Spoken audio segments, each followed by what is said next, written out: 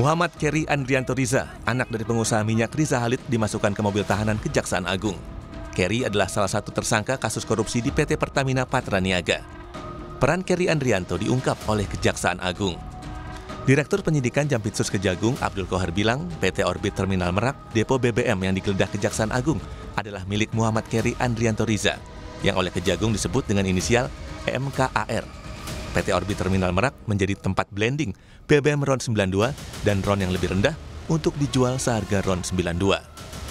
Tersangka MK memerintahkan dan atau memberikan persetujuan kepada EC untuk melakukan blending produk kilang jenis RON 88 dengan RON 92 agar dapat menghasilkan RON 92 di terminal PT Orbit Terminal Merak milik tersangka MKAR dan tersangka GRJ atau yang dijual dengan harga RON 92. Hal ini tidak sesuai dengan proses pengadaan produk kilang dan core bisnis PT Pertamina Patraniaga. Sementara itu, mengapa rumah ayah Keri Andrianto yakni Riza Khalid juga digeledah?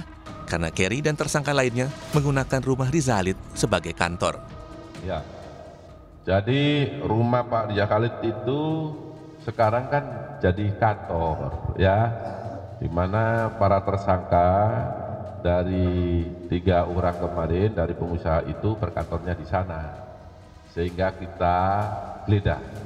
Penyidik melakukan penggeledahan terkait dengan alat bukti, ya, yang berhubungan dengan perkara ini, ya, kita geledah itu. Di sisi lain, Menteri BUMN Erick Thohir akan review total Pertamina akibat kasus korupsi di PT Pertamina Patraniaga.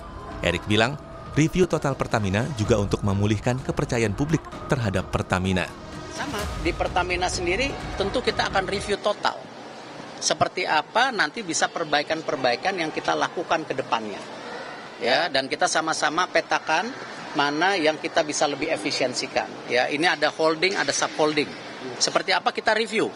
Ya, apakah ini mungkin ada 1-2 perusahaan yang harus dimergerkan supaya nanti antara kilang dan Patraniaga tidak ada exchange penjualan, ya, kita review, nggak apa-apa. Ini kan bagian dari improvisasi. Korupsi di PT Pertamina Patraniaga melibatkan langsung direktur utamanya Rifa Sihaan. Ada 9 tersangka yang sudah ditahan Kejaksaan Agung. 6 tersangka adalah pejabat di anak perusahaan Pertamina dan 3 dari swasta. Kasus korupsi terjadi dalam kurun waktu 2018 sampai 2023 dengan kerugian negara senilai 193 triliun lebih per tahun. Selain itu, kasus korupsi ini menimbulkan keraguan masyarakat terkait kandungan BBM jenis Pertamax. Tim Liputan, Kompas TV.